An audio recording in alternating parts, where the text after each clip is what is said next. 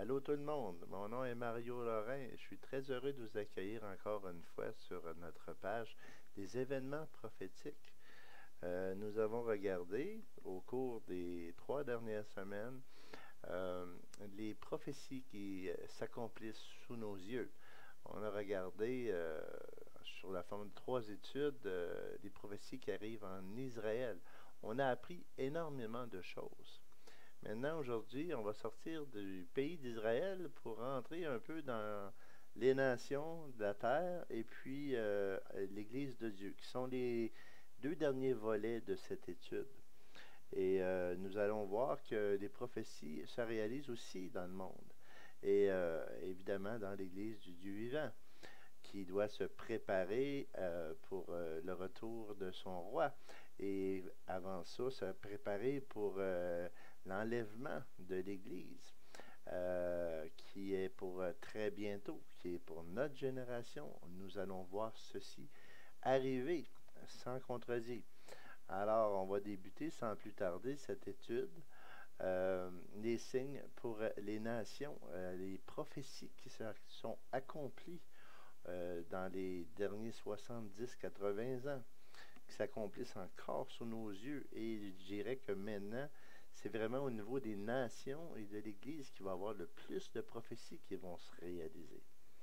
Donc, débutons, comme nous avons vu, auparavant, il y a 3 catégories. Nous avons vu, bien sûr, les prophéties pour Israël. Maintenant, regardons les nations et l'Église. Bien concernant les nations, évidemment, il y a beaucoup d'autres prophéties qui ont été données pour tous les peuples du monde. Je pense que la plus grande prophétie pour les nations se trouve dans le livre du prophète Daniel. Et c'est dans le 2e chapitre que nous la retrouvons. Daniel chapitre 2, versets 31 à 45. Nous sommes à Babylone. Israël a été déporté. C'est Nebuchadnezzar qui est à la tête des nations connues de l'époque. Et lorsque le sud du pays d'Israël a été déporté, du moins la tribu de Juda et de Benjamin ont été déportés à Babylone, Nebuchadnezzar a sélectionné certains jeunes hommes qui étaient très intelligents pour les ajouter à son équipe de sages ou de devins. Et le prophète Daniel a été choisi pour faire partie de ce groupe sélect qui était des conseillers du roi. Il est important ici de vous mentionner que le livre de Daniel est vraiment un livre qui est, je dirais, associé directement avec le livre de l'Apocalypse. C'est un livre très important où il y a des multitudes de prophéties qu'on peut découvrir puis réaliser pour notre époque, pour l'époque de Jésus et d'autres époques dans l'histoire aussi. Donc, nous allons regarder un peu le livre de Daniel aujourd'hui pour apprendre de nombreuses choses. Une des raisons pourquoi le livre de Daniel est si important, c'est à cause de la précision des prophéties qu'on y retrouve. Aussi, des révélations incroyables que Dieu a fait à Daniel pour nous les transmettre au travers de ce livre. Et aujourd'hui, tous les eschatologiens, tous les théologiens utilisent principalement ce livre pour se référer aux événements qui se produisent à notre époque, dans notre génération, comme je le répète souvent, parce que les prophéties se mettent vraiment en place. Donc, pour continuer avec ce qui est arrivé à Daniel, on voit que le roi, une certaine nuit, il fit un songe. Au matin, en se réveillant, il savait qu'il avait rêvé à une chose importante, mais en avait complètement oublié son rêve, son songe. Il s'en souvenait plus. Il savait que c'était arrivé, mais il ne se souvenait pas de quoi. Alors il a fait appel à ses sages et ses devins. Il leur dit, j'ai fait un songe important. Je sais qu'il est important, mais je ne me souviens plus de ce songe ou de ce rêve. Alors je voudrais que vous me donniez l'interprétation de ce songe. Mais les devins se sont regardés l'un l'autre, puis les sages aussi, puis lui dire, ben, au grand roi, personne sur la terre ne peut interpréter un songe sans savoir ce que disait ce songe. Alors, dis-nous le songe et nous t'en donnerons l'explication et l'interprétation. Alors le roi dit, je ne me souviens pas de mon songe. Je veux que vous me le disiez, que vous me disiez à quoi j'ai rêvé, ce que j'ai vu, puis que vous interprétiez ce que j'ai vu. Alors les devins et les sages redirent au roi, ce que tu demandes, personne au monde ne peut le faire. Alors le roi leur dit, je vous donne tant de jours pour me dire c'est quoi mon songe. Sinon, je vous coupe la tête. Rien de moins. Je ne sais pas si vous le savez, mais les sages et les devins avaient une très grande motivation pour trouver le songe du roi. Alors les sages ont eu recours à Daniel, qui pour sa part avait entendu parler de ce que le roi avait dit aux sages et aux devins. Alors Daniel leur proposa de prier son Dieu. Ils lui ont dit, ben oui, fais tout ce que tu veux, c'est urgent, prie ton Dieu, prie qui tu voudras, mais oui, il faut absolument avoir une réponse à cela. Dieu a révélé à Daniel quel était son songe. Nebuchadnezzar et son interprétation. Daniel s'est présenté devant le roi et lui a dit, je vais t'expliquer au roi ce que tu as vu en songe. C'était une grande statue, ô mon roi, faite d'or, de fer, de cuivre, de différents matériaux. Alors, il me semble de voir le roi dire en lui-même, oui, c'est exactement ça. Ce Daniel a quelque chose de vraiment particulier. Alors Daniel donne l'interprétation. Il dit, la tête au roi qui était en or te représentait. C'était Babylone qui était à la tête de toutes les nations connues. Mais il dit, tu ne resteras pas toujours à la tête des nations, car un autre empire va venir et renverser ton pouvoir. Daniel va même lui dire, quel sera cet empire? Soit les Mèdes et les Perses, l'Iran d'aujourd'hui. Nous savons que des années après ce songe, les Mèdes et les Perses se sont unis et ont passé par la rivière souterraine pour envahir Jérusalem et renverser le petit-fils de Nebuchadnezzar et devenir la nouvelle autorité de ce temps. Daniel continue et dit, ce n'est pas tout. Il y a un troisième empire qui va venir, soit celui de la Grèce avec Alexandre le Grand, qu'il nomme par son nom d'autrefois le roi de Java.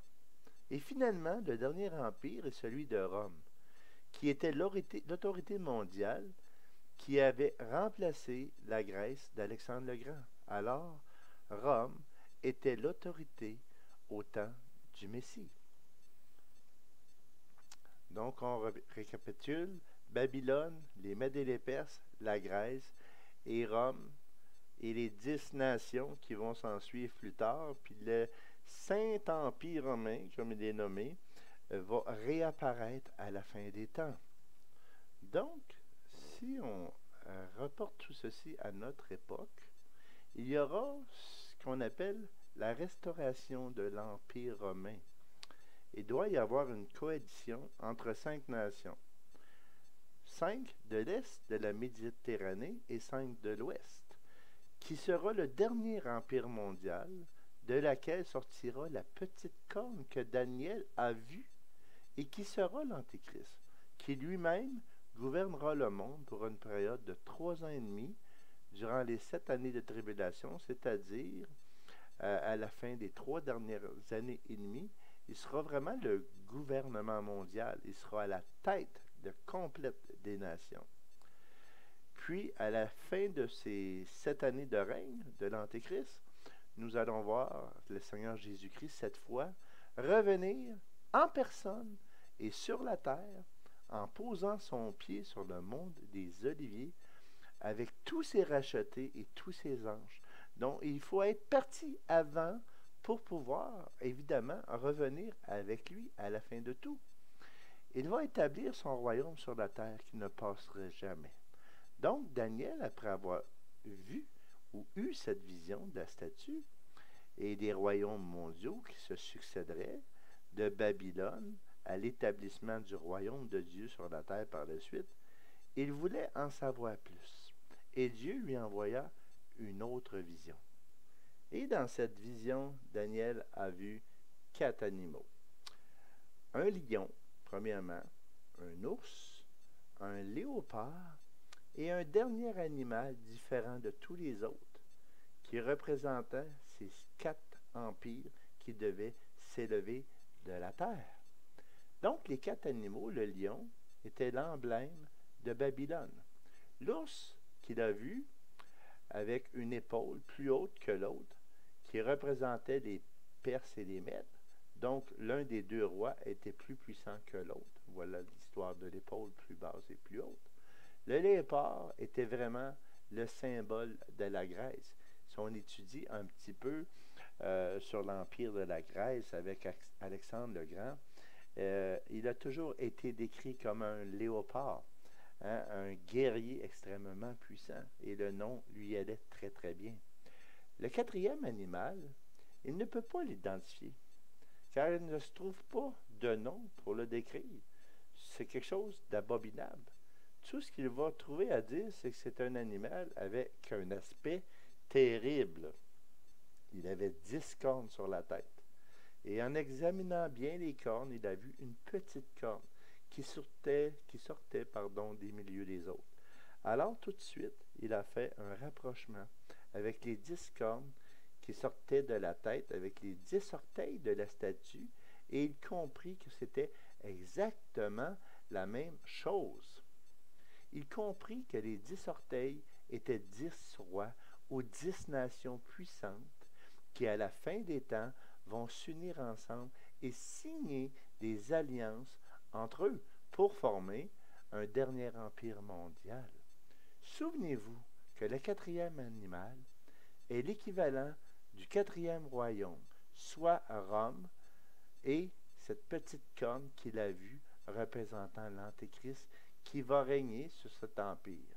Ce règne, comme nous avons vu durant les 3 ans et demi, les derniers 3 ans et demi de cette année de tribulation, Daniel a continué de chercher la face du Seigneur. Et au chapitre 8, versets 1 à 17, Daniel eut une autre vision qui lui a donné le pays d'origine de cette petite corne, puisqu'il a vu un bélier et un bouc qui fonçaient un sur l'autre au-dessus d'un fleuve. Le bélier avait 2 cornes et le bouc, lui, une grande corne. Il a compris que le bélier représentait les Perses et les Mèdes et que le bouc, lui, représentait ni plus ni moins que la Grèce. Les cornes, dans le langage prophétique, représentent toujours des puissances ou des autorités politiques. Donc la grande corne représentait l'autorité politique qui à l'époque était la Grèce et qui était gouvernée bien sûr par Alexandre le Grand. Revenons un peu en arrière sur ce que je viens de dire. Le bélier avait 2 cornes et le bouc, lui, une seule et unique grande corne. Daniel, il a compris que le bélier représentait les Perses et les Mèdes et que le bouc, lui, représentait la Grèce. C'est important ici de souligner ça, là. Le bouc représente la Grèce. Les cornes, dans le langage prophétique, représentent toujours des puissances ou des autorités politiques. Donc la grande corne représente l'autorité politique qui à l'époque régnait sur tout le monde connu. C'était la Grèce, qui était gouvernée bien sûr par Alexandre le Grand. Nous avons regardé dans Démasquer la bête, ok, qui était Alexandre le Grand exactement. Puis Daniel a vu, puis il est en train de nous montrer exactement dans cette vision qui serait l'Antéchrist. Parce que dans cette vision que le Seigneur avait donnée à Daniel, quand les 2 animaux se sont frappés, il nous a dit que la grande corne s'est brisée. Cela signifiait la fin du règne d'Alexandre sur le monde connu de l'époque, mais également cela signifiait la fin de sa vie. Alors, à l'âge de 32 ans, il est mort dans sa tente à Babylone. Après, nous savons que son empire fut divisé en 4 généraux, et c'est pour cela que la grande corne fut brisée, et 4 petites cornes sont sorties de la grande, comme ils avaient été brisés. Les 4 cornes, ils représentent encore une fois des autorités politiques qui s'étaient établies sur la terre. Maintenant, si nous retournons dans le livre d'Apocalypse au chapitre 17, verset 8, il nous est dit, la bête que tu as vue existait et elle n'existe plus. Et elle va monter de l'abîme et s'en aller à la perdition. Les habitants de la terre, ceux dont le nom n'a pas été écrit dès la création du monde dans le livre de la vie, s'étonneront en voyant que la bête existait et qu'elle n'existe plus et qu'elle reparaîtra. Vous savez, dans l'étude qu'on a faite dans Démasquer la bête, savoir qui elle était, nous avons découvert que la parole de Dieu est assez claire et que ce passage-là des Écritures au niveau de l'Apocalypse est comme un peu gardé sous silence. Mais une chose qui est certaine, c'est que si on se fie à ce passage-là de l'Apocalypse, les gens sur la terre, depuis des années, qui cherchent l'identité de l'Antéchrist et qui n'arrivent jamais à mettre le doigt véritablement dessus. Hein, on a entendu, c'était Adolf Hitler, avant lui c'était Napoléon, ça a été le président Reagan, Arnold Schwarzenegger, puis au fil des saisons, au fil des gouvernances, au fil de la royauté sur la terre, puisque le prince Charles c'est le nouveau Antéchrist, ces gens, oui, certainement, ils ont une partie du caractère que l'Antéchrist devrait avoir ou va avoir, mais juste une partie. Alexandre le Grand, lui, avait exactement toutes les caractéristiques de l'Antéchrist. Il se prend pour Dieu, il se prenait pour Dieu. Hein? C'est bien écrit. Ésaïe en a parlé, le psaume 55 en parle.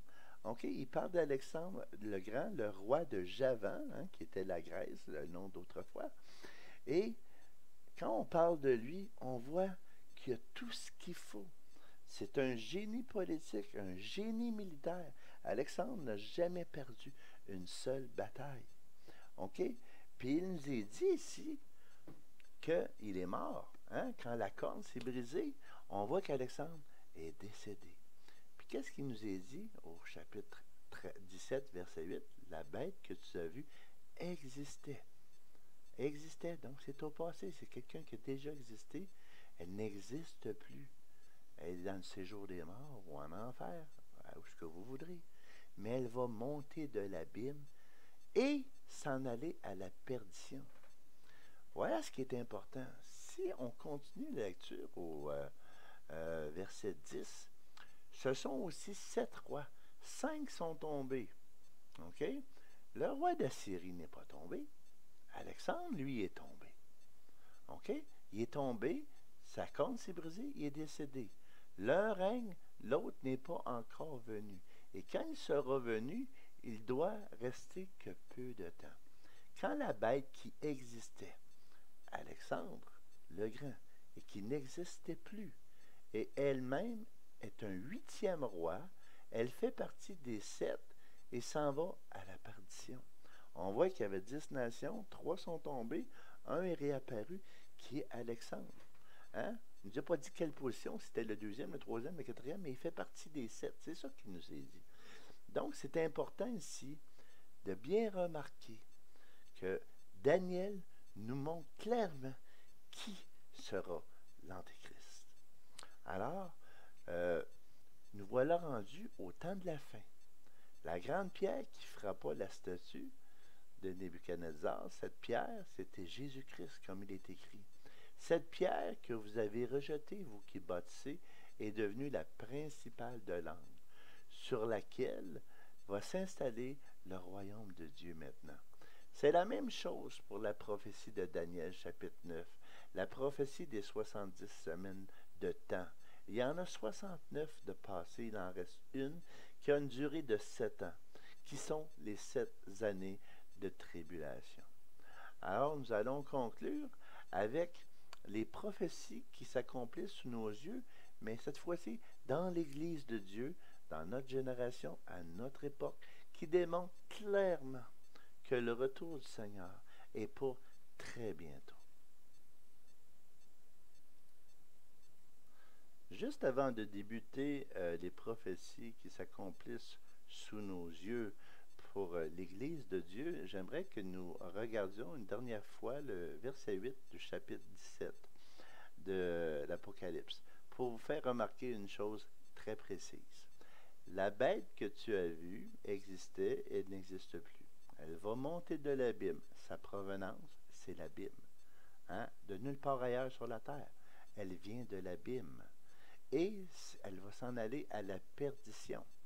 Les habitants de la terre, ceux dont le nom n'a pas été inscrit dès la création du monde dans le livre de vie, il nous est dit, ils s'étonneront en voyant que la bête existait. Ils vont être étonnés de cela. Pourquoi? Parce qu'il s'agit ici d'un mort qui revient à la vie.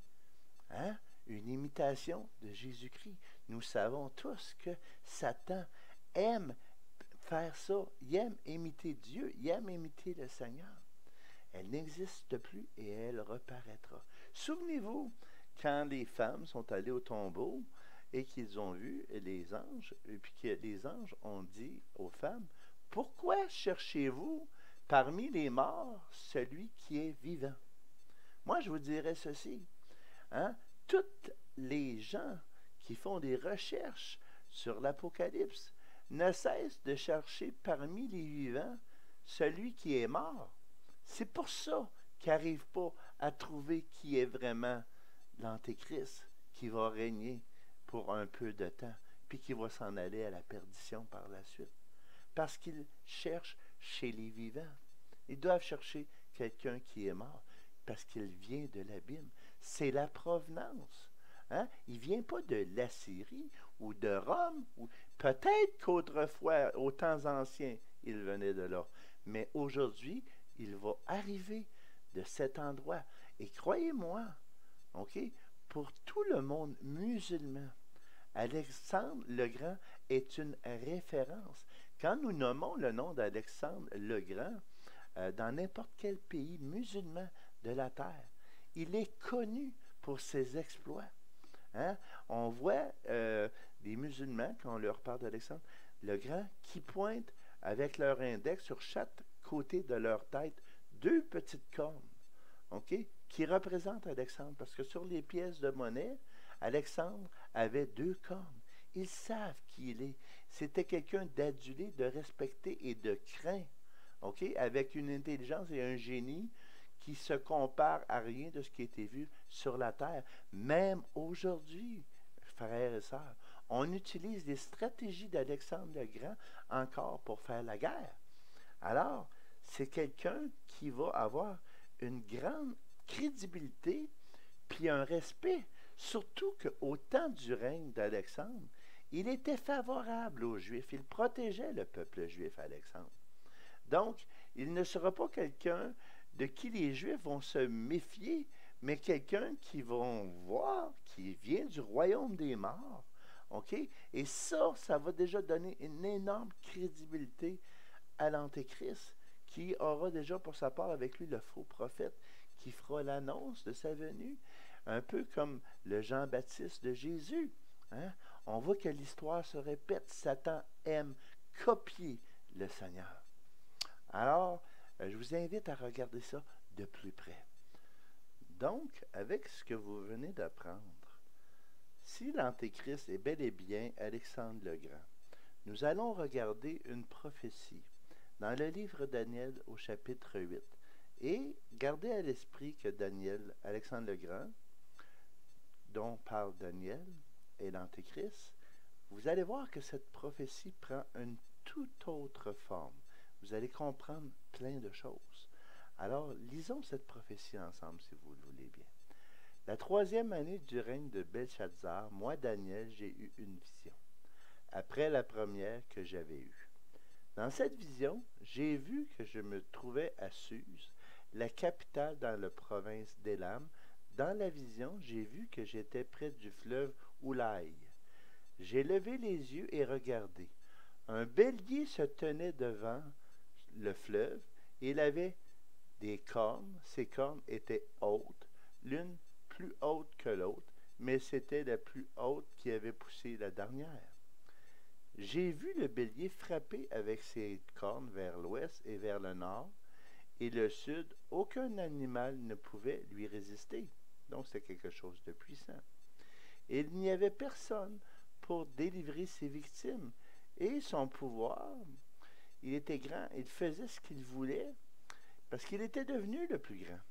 Pendant que je regardais attentivement, un bouc est arrivé de l'ouest, parcourant toute la surface de la terre sans toucher la terre. Ce bouc avait une impressionnante corne entre les yeux. Il est arrivé jusqu'au bélier qui avait des cornes et que j'avais vu se tenir devant le fleuve. Et il a foncé sur lui dans toute l'ardeur de sa force. Je l'ai vu s'approcher du bélier et manifester son amertume contre lui. Il avait frappé le bélier et lui avait brisé les deux cornes. Sans que le bélier n'ait la force de lui résister, il l'a jeté par terre, l'a piétiné.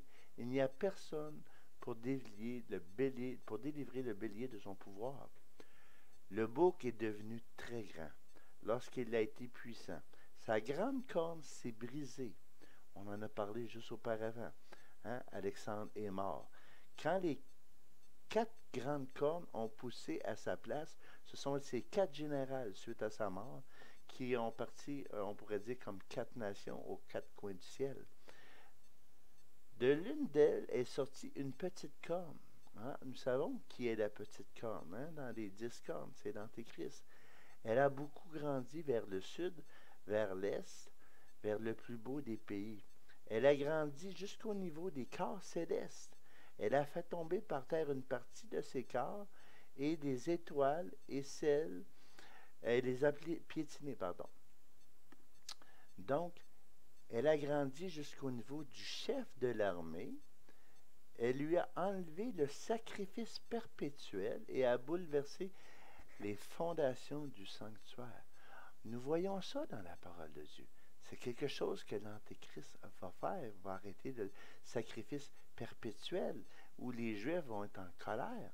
L'armée lui a été livrée avec le sacrifice perpétuel à cause de la transgression. La corne a jeté la vérité par terre et a réussi dans ses entreprises.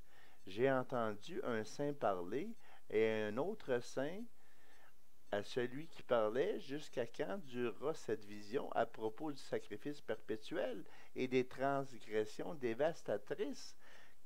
Jusqu'à quand le sanctuaire de l'armée seront-ils livrés au piétinement?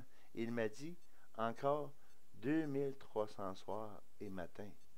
Puis, le 2300, c'est très important, soir et matin. Puis le sanctuaire sera purifié. Tandis que moi, Daniel, j'avais cette vision et que je cherchais à comprendre quelqu'un qui avait l'apparence d'un guerrier, on sait à quoi ressemble Alexandre, se tenait en face de moi. J'ai entendu la voix d'un homme au milieu du fleuve Ouaï crier « Gabriel, fais comprendre à celui-ci ce qu'il a vu. » Il est alors venu près de l'endroit où je me trouvais terrifié à son approche. Je suis tombé de visage contre terre. Il m'a dit, « Sois attentif, fils de l'homme, car la vision concerne le moment de la fin. » Alors, c'est important ici, là. La vision concerne le moment de la fin. De la fin de quoi? De la fin de ce temps.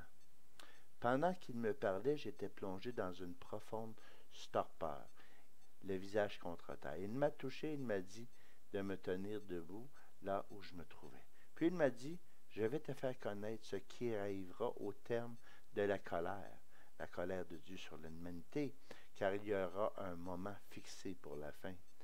Le bélier que tu as vu et qui avait des cornes, ce sont les rois de Mède et de Perse. Voilà. On va juste monter ça, les rois de Mède et de Perse. Le bouc, c'est le roi de la Grèce. Donc, on voit bien ici que c'est Alexandre. La grande corne entre ses yeux, c'est le premier roi. Donc, ça veut dire, c'est sa première vie. Parce qu'on sait qu'il a été tué à ce moment-là. Les 4 cornes qui l'ont remplacé, une fois que celle-ci a été brisée, sont 4 royaumes qui surgiront de cette nation, donc 4 royaumes qui sont surgis de la Grèce, mais sans avoir autant de force qu'elle. On retrouve ici le fer et l'argile. Donc ici, il est question des pieds de la statue, des orteils, hein, le fer et l'argile.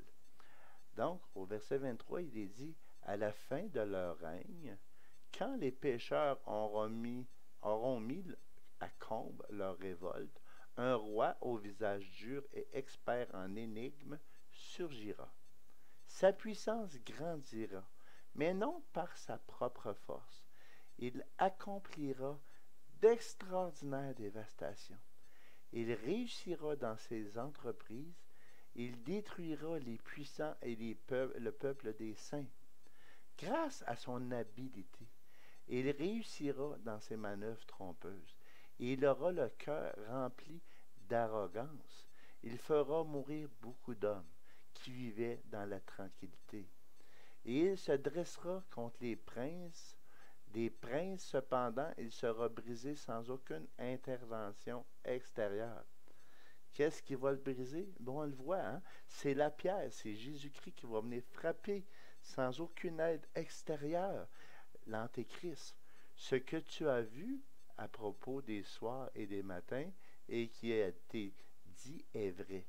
Quant à toi, tiens cette vision cachée, car elle concerne une époque éloignée. Donc, ce n'était pas pour le temps de Nebuchadnezzar, ce n'était pas pour l'époque d'avant Jésus-Christ, mais bien pour notre temps, le temps de la fin. Moi, Daniel, je suis resté affaibli et malade durant plusieurs jours, puis je me suis levé pour m'occuper des affaires du roi. Mais j'étais affairé à cause de la vision que je ne comprenais pas. Voici donc une vision des plus claires. OK? Puis il nous est dit de tenir cette vision cachée jusqu'au temps de la fin. OK? Parce que c'est là qu'elle va se révéler. Nous retournons au puits de l'abîme où il est dit, les gens seront surpris. OK? Et ça va être révélé à la fin. Mes frères et sœurs, nous sommes à la fin. Nous sommes à la fin. Il y a un passage du prophète Ésaïe où on voit que Dieu parle justement à Alexandre le Grand en lui disant qu'il va s'en aller vers le séjour des morts, puis qu'il va lui démontrer que sa grande sagesse n'est rien aux yeux de Dieu et qu'il n'est pas un Dieu, mais juste un homme. Pourquoi est-ce que Dieu lui-même se donne la peine de parler à cet homme? Parce que cet homme, Alexandre le Grand, qui a vécu, se disait Dieu. Il demandait au peuple de l'adorer comme un Dieu. Sa mère lui a dit qu'elle l'avait engendré par Zeus qui était venu vers elle sous la forme d'un serpent. Hein? Alexandre le Grand est véritablement l'Antéchrist à venir. Maintenant, regardez les prophéties, relisez le livre de Daniel. On vient de voir le chapitre 8. Ça nous parle d'Alexandre qui a vaincu les Mèdes et les Perses. OK? Puis qui, sa corne est brisée, il est décédé. Il y a 4 généraux qui ont parti 4 nations. Une petite corne a surgi. Elle surgit à partir de quel roi? Elle surgit à partir du roi Alexandre le Grand et de personne d'autre. Donc, qui est l'Antéchrist? Celui qui était un homme qui a vécu, qui a disparu, puis qui reviendra, frères et sœurs. Alors voilà, nous allons terminer cette étude en regardant maintenant les prophéties pour l'Église. Concernant cette dernière catégorie, qui en fait est la plus importante pour nous, bien, il y a beaucoup de prophéties qui ont été données, et dans le livre de l'Apocalypse, qui est le dernier livre de la Bible, on va beaucoup utiliser ce livre pour des études futures, parce que c'est le livre qui nous explique le mieux toutes les révélations que Dieu a voulu que nous connaissions, et aussi Daniel, bien sûr, qui est un livre extraordinaire de prédiction, et les autres prophètes. Dans Apocalypse 2 et 3, vous avez vu une vision panoramique et prophétique de toute l'histoire terrestre de l'Église, depuis sa fondation dans la chambre haute, jusqu'au moment où la dernière trompette va sonner et que ceux qui sont prêts dans l'Église vont être transformés en un instant, en un clin d'œil. Je souligne ici que j'ai dit au son de la dernière trompette et non pas au son de la 7e trompette. Et ils monteront dans le ciel à la rencontre du Seigneur dans les airs. C'est pour cette bienheureuse espérance qu'il nous est promis dans la parole du Seigneur. Dans ces chapitres, on voit 7 églises qui ont été choisies parce qu'il y avait des caractéristiques principales qui devaient marquer l'histoire terrestre de l'Église. À la fin, l'Église des derniers jours est représentée par 2 églises qui sont celles de Philadelphie et de Laodicée. L'Église de Philadelphie représente ceux qui seront enlevés, qui se seront préparés et qui vont monter avec le Seigneur quand la trompette sonnera. Et l'Église de Laodicée représente en grande partie les vierges folles qui vont manquer l'enlèvement de l'Église. Alors nous comprenons qu'il y a toujours eu 2 courants dans l'histoire de l'Église, depuis sa fondation au tout début dans la chambre haute, et ces 2 courants demeureront jusqu'à la fin quand la trompette va sonner. Parce qu'il y a toujours eu des vierges sages et des vierges folles. Il y a toujours eu des chrétiens charnels et des chrétiens spirituels. Mais dans ces derniers temps, la différence est encore plus marquante entre ces 2 groupes. Le temps de la moisson est arrivé. Il y a tellement de chrétiens qui sont sans aucune maturité, qui quittent les églises pour un oui ou pour un non, pour une poignée de main donnée ou pas, et qui sont tièdes à l'intérieur. Et qu'est-ce que le Seigneur dit clairement? Qu'il fera de cette tiédeur dans sa parole. Pas besoin de le dire, hein? Il va les vomir de sa bouche. Pourquoi? Parce qu'il veut qu'on soit chaud pour lui.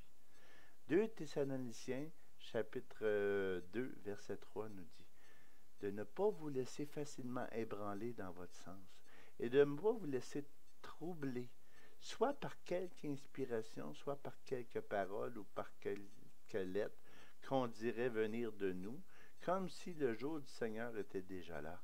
Que personne ne vous séduise d'aucune manière, car il faut, premièrement, voici ce qu'il faut avant le retour du Seigneur pour venir chercher son Église, que l'apostasie soit arrivée auparavant et qu'on ait vu paraître le Fils de l'homme du péché, le Fils de la perdition.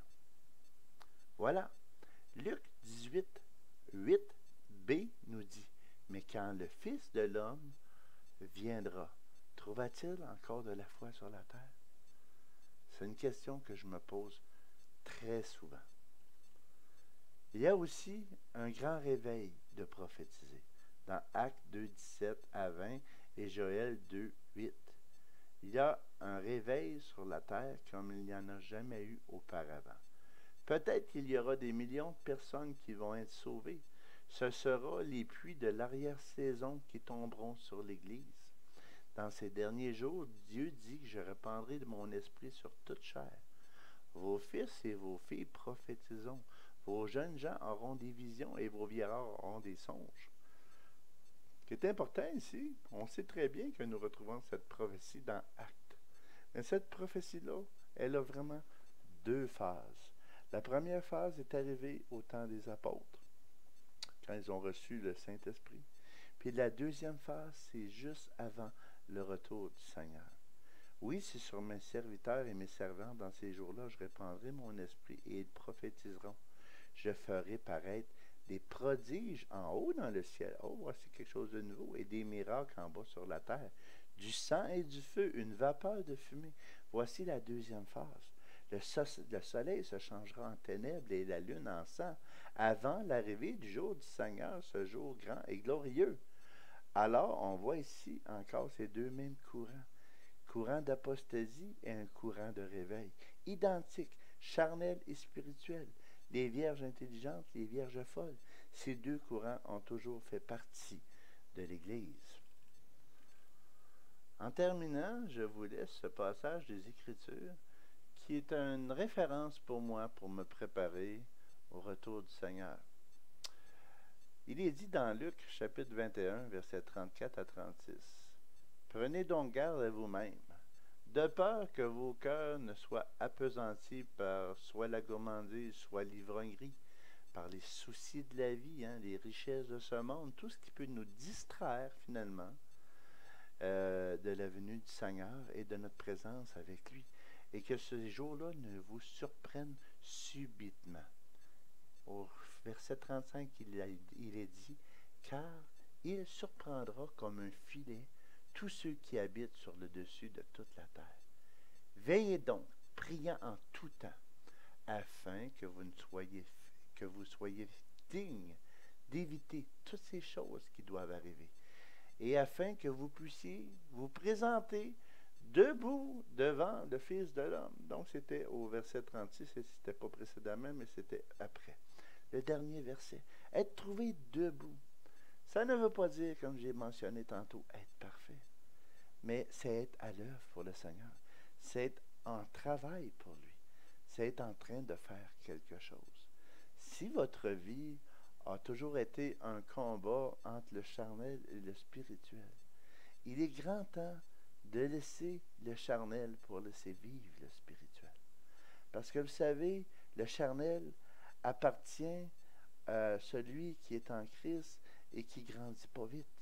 Mais il vient un temps où l'enfant de Dieu doit trouver une maturité. Il doit devenir spirituel. Il doit devenir une référence pour ses frères et sœurs. Il doit devenir être un aide. Finalement, il doit devenir serviteur de Dieu. Alors, c'est ce que je vous invite à faire cette semaine. Priez pour vous-même. Priez pour vos frères et sœurs qui ont besoin justement de trouver ce côté spirituel peut-être qui manque à leur vie aujourd'hui. Et peut-être qu'ils ont besoin que leur foi soit ranimée. Hein? Un choc électrique au cœur spirituel. Voilà ce que je vous demande de faire cette semaine. Priez pour vous et priez pour ceux que vous connaissez qui ont besoin d'une telle prière. Que Dieu vous garde. On se retrouve la semaine prochaine pour une nouvelle série d'études. Au revoir.